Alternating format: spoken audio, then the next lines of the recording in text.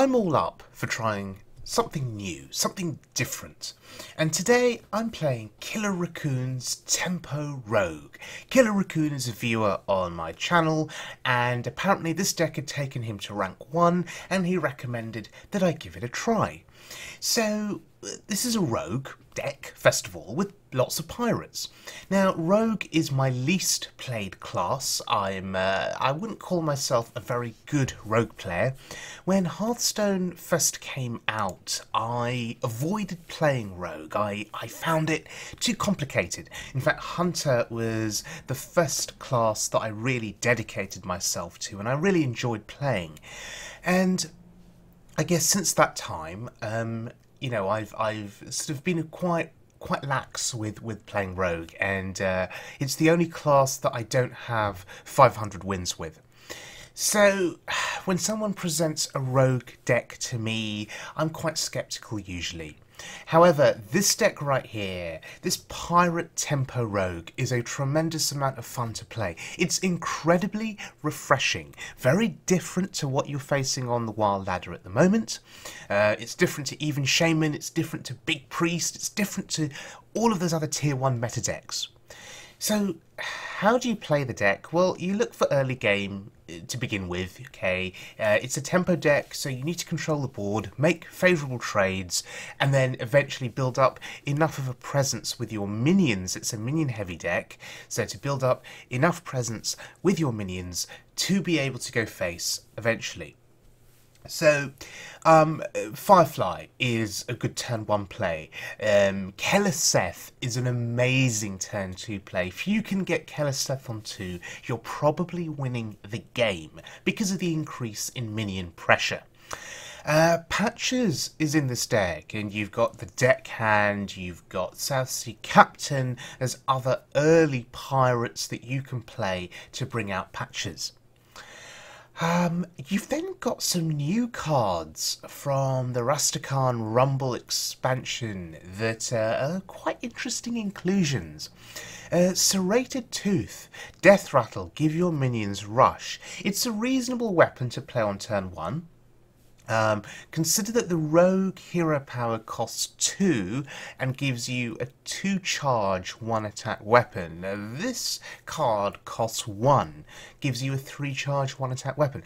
It's reasonable on turn 1.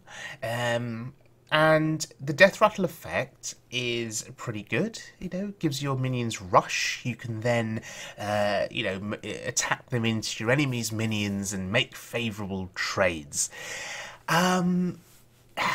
This is a weapon that's probably best played in the late game because you really want to be able to play lots of stuff on the board when you attack to remove the final charge of that weapon. So you play lots of stuff, you trigger the Death Rattle, and then all of your minions can rush.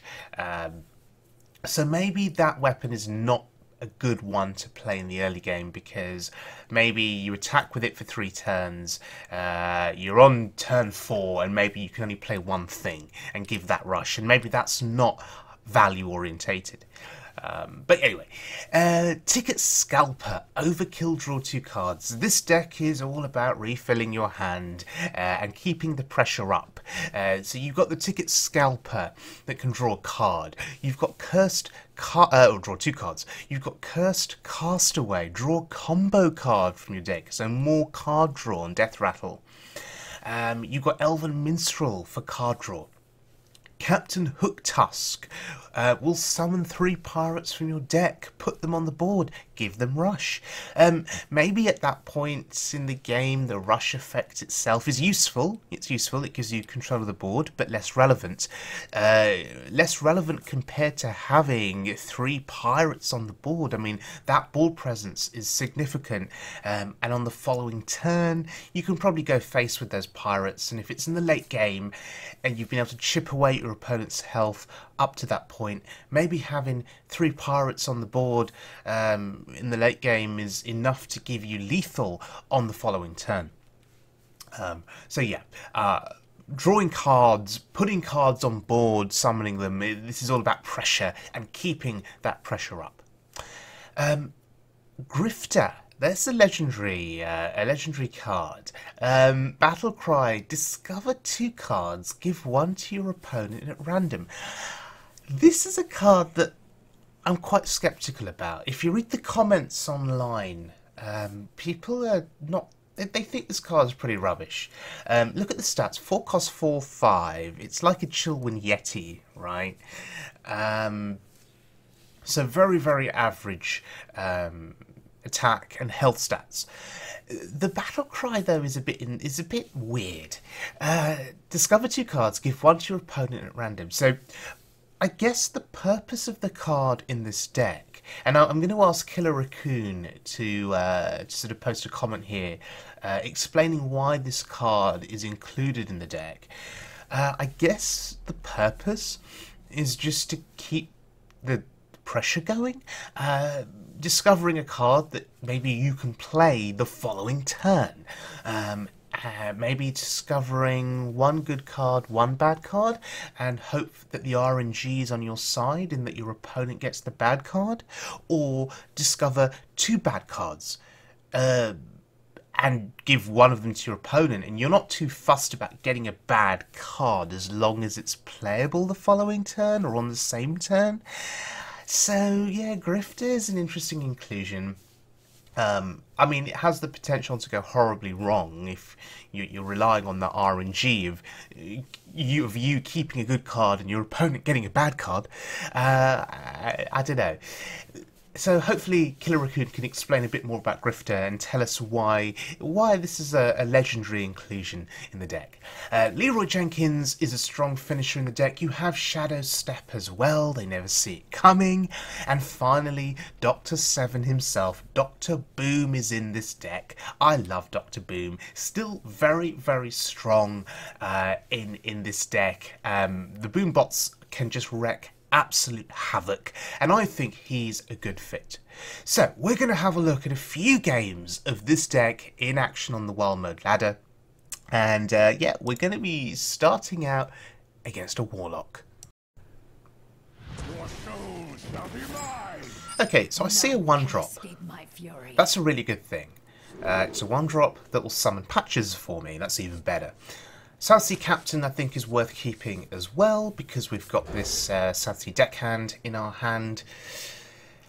And there's Hooktusk. Not what you want to see in the opening hand, but hey, at least it's a golden Hooktusk. I mean, that has to count for something. Maybe if the card is golden, maybe it'll bring me more luck. So the Kobold Librarian there could suggest that it's Zoolock, it could suggest Arena Lock, or it could suggest Cube Lock. At this rank on the ladder, it's more than likely Arena Lock. That's what you have to assume. Doomsayer could also suggest Arena Lock. And this is very frustrating because I'm actually short. I'm short 1 damage to kill that thing. Very, very annoying. So I have to go face here. Justice is mine. If it had been turn 4, we'd have been able to play the other deck hand, and it would have been fine. So yeah, disrupting our tempo, disrupting our flow of pressure here.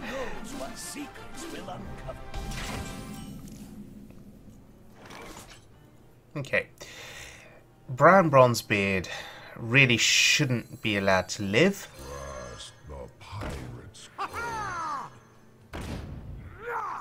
Justice is mine. Bad things happen if Bran is allowed to stay on the board. I mean, sometimes they have no follow-up. Sometimes they just play Bran for a body. Or sometimes they play Bran with the plan of milling you. Gnome Ferrati there, and he's played 2 copies, which would suggest to me this is not Reno Lock. This is probably a Cube Lock. Playing double Gnome Ferrati. Justice is mine. Anyway, we keep the pressure going, drawing cards here. Cursed Castaway. That could be a good turn 6 play.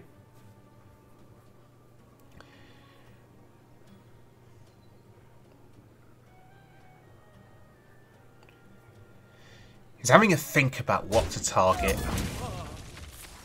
Does that mean he doesn't mind leaving the captain on the board? Oh wow. He's just played Rin. This is interesting. You would hope that with the pressure that this deck can put out and the speed at which it can put out that pressure, you would hope that he's not going to get the value from Rin. And that I'm going to be able to kill him before he can destroy my deck. Justice is mine. Which is why I'm going face with the captain and not trading. I'm going to say to him, you make the trade. And killing my minion there is fine, because it draws me a card. That's what we want. And there's Griftah. Just want to play out of curiosity to see what happens and what we get here. Is he the play? Is Griftah the play here? Or do we play Keleseth? And get the Keleseth buff while we still can. I wonder. You see, if we play Keleseth, we can then play the Minstrel and draw some buff cards. That's good. That's really good. 8-8 and a 6-4. Okay, pretty decent. And I guess we continue to push face.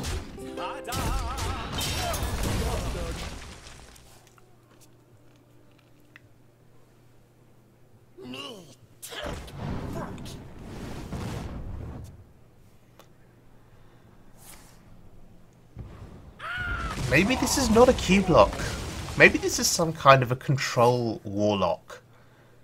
Oh no, he's killed our he's transformed our Griftah. What a shame. Actually, it's probably the best target to get rid of in my hand.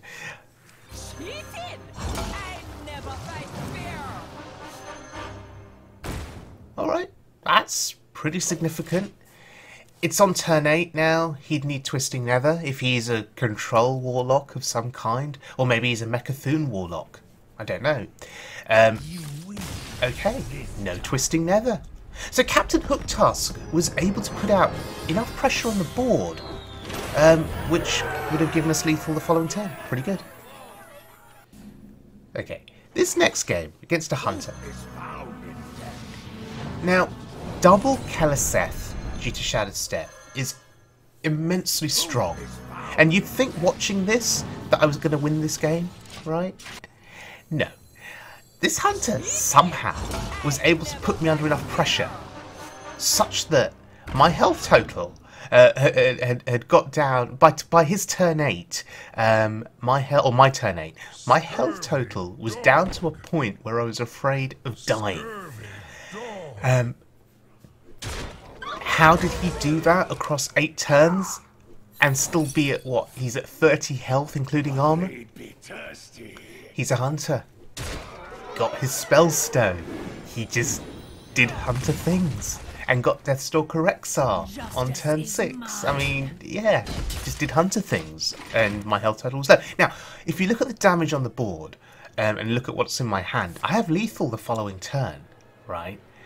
So he would now have to... His only way out is discovering a zombie beast that can do, what, 5 damage to my face to kill me? What are the chances, right? What are the chances? I mean, even if he discovers a charging poisonous beast, that would be fine. I can refill the board. He needs to burst my face down here in order to win on this turn. What are the chances? He's mousing over my cards. He's counting damage, clearly. Oh, target my face. And look, he gets 6 to my face. The luck. The absolute luck.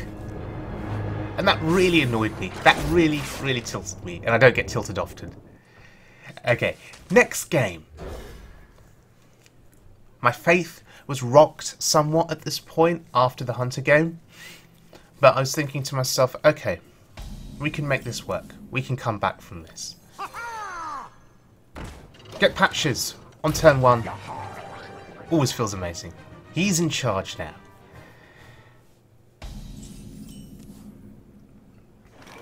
I'm actually going to play the Serrated Tooth here. Might as well just set it up. We're floating 1 mana. Justice is mine. It would have been more mana efficient just to hero power, but I'm okay with setting this up.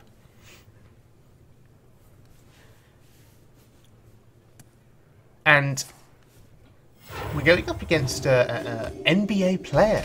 That's pretty interesting name. Justice is mine. Maybe it's a real NBA player, a real pro NBA player playing Hearthstone. Anyway, we're building up the pressure. Don't have anything to do next turn, but that's okay if our board stays alive. That's absolutely fine. I must consider. Heal the face and pass. Okay, that's a classic Big Priest play. Heal the face and pass. Now that's pressure. That's a 4-drop. Justice is mine.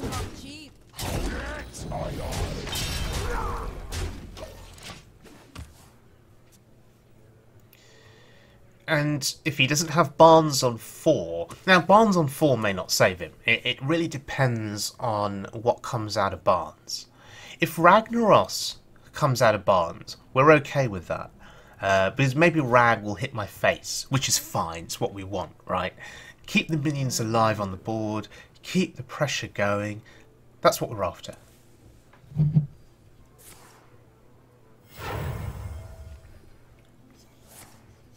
Okay, a Desperation Excavated Evil then. A Desperation Excavated Evil. Keeps the Thug alive, that's pretty good. Oop, must remember the right order for attacking here. So turn 5. What's he got? Maybe another Excavated Evil, perhaps? I mean, that'd be pretty good for him. Oh, Shadow Word Pain into Heal Your Face and Pass. Fair enough. He's slowly whittling away at my board here. But again, we keep the pressure up. We have a really nice curve. I was worried about my curve early on when we didn't have a 4-drop, and then a 4-drop showed up on turn 4. So on-curve plays just win you the game. I mean, next turn it's Dr. 7, and the turn after that it's the Captain. So, yeah. No matter what he does here, I think we're just poised to win the game. Sure. You Light Bomb. Just play Dr. 7. And go for a fancy lethal here. Can we do 4 to the face? Oh, we do 3 to the face. Hey, that's okay too. That sets up a lethal. If he clears this, it sets up and survives somehow and heals. It may set up some kind of a lethal from Excavated Evil SI7 agent. That'd be pretty cool. But we'll probably just play Hooktusk, right? If he can somehow live into the following turn by removing our board. I mean, I guess he would need... I mean, oh, that's a shame. I was just trying to think of how he could get out of that situation. Psychic Scream would not let him heal, which means our weapon would just finish him off the following turn. Okay, let's look at one final game. And this is probably an even Shaman. None can escape my fury. Now, not terribly sure about the mulligan here. Should I be looking for a pirate? South Sea Deckhand, so I can bring out patches. But then again, Firefly's fine. Backstab could be useful, and Backstab comboed with SI7 agent could be very good. So I'm going to request that Killer Racoon writes us a small mulligan guide in the comments section of the video, just to give us an idea of what to look for. We've got Captain Hooktusk, again, in our opening hand. I think because it's a golden legendary, it just wants to show up in our opening hand all of the time, every time. I mean, it's not the worst thing in the world to have, right? I mean, if we can still play on curve, until turn 8. Having Hooktusk available on 8 or on 7 with the coin is really, really good. It's a huge, huge amount of pressure. Alright, there's a pirate, which means on turn 2 we can coin out the South Sea Captain, just to get a buffed Patches on the board. Or maybe we just play that. Justice is Yeah. mine. Okay. This is reasonable. Hoping that he uses up the weapon charge here, and then on 3 we can just play the captain.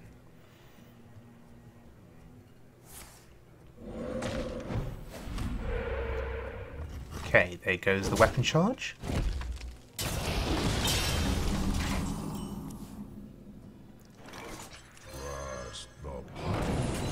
And there's Patches. I'm happy to use the backstab to get rid of that totem. Leaving anything on the board is scary, I guess, because the totem becomes viable to be buffed by Flame Tongue Totem. These totems help to buff a totem carver. Best to get rid of them if we can, I think. Or if there are no better targets on the board.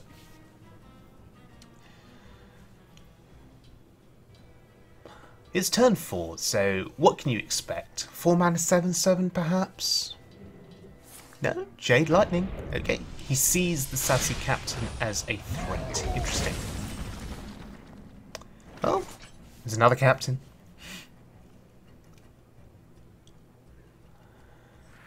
And I suppose we could backstab? Or trade the Patches, maybe? Yeah, it's fine. Maybe I should have backstabbed it and preserved Patches. I don't know. Mana Tide Totem. Huh. And I've just realised, actually, looking at the hero power, I've just realised it's not even Shaman. It's something else entirely, playing Totem Golem. I'm quite confused, actually. He was playing even Shaman cards. Jade, Claws, Totem Golem. But he doesn't have the hero power. And he has Lightning Storm. Which now makes me think, is this Shadowwalk Shaman? How interesting. Okay, let's draw 2 cards. Justice is mine.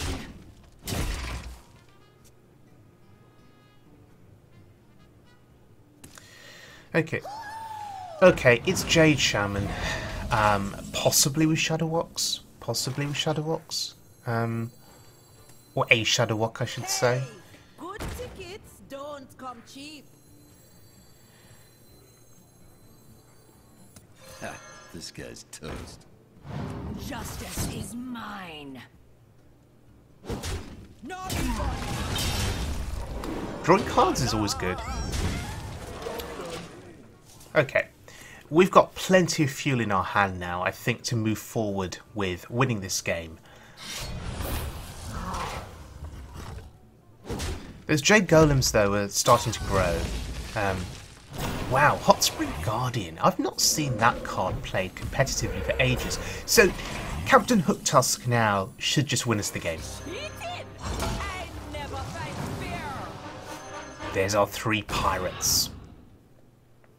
Would have felt better if we'd had a South Sea Captain No refund. on the board, but hey, No refund. can't complain too much, right? This is still really, really good. Let me go home. Lights out. So, how does he get out of this one? Maybe he's got Volcano. Oh, face tanking, that's really, really painful. And that healing is not going to save you. Oh, okay, Healing Rain. That is going to save him. He's almost healed back to 30. Wow. But look at my hand. This deck just is amazing in terms of card draw, refill, board refill. It's so good. And I'm spoilt for choice. I don't know what to play here. I'm just so spoilt for choice. My initial instinct is to consider Dr. Boom. But I don't know. I mean, Hey, so much to choose from.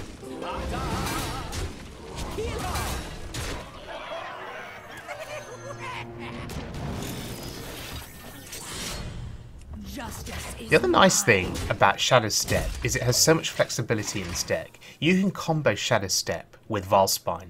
You can combo it with Leroy. You can combo it with the Minstrel. You can combo it with Dr. Boom to get some more Boom bots down. Oh, he has a statue. Ooh, second Shadow Step. Could do some pretty crazy things here, I think, if we wanted. But anyway, no, let's not do that. Let's make some board space.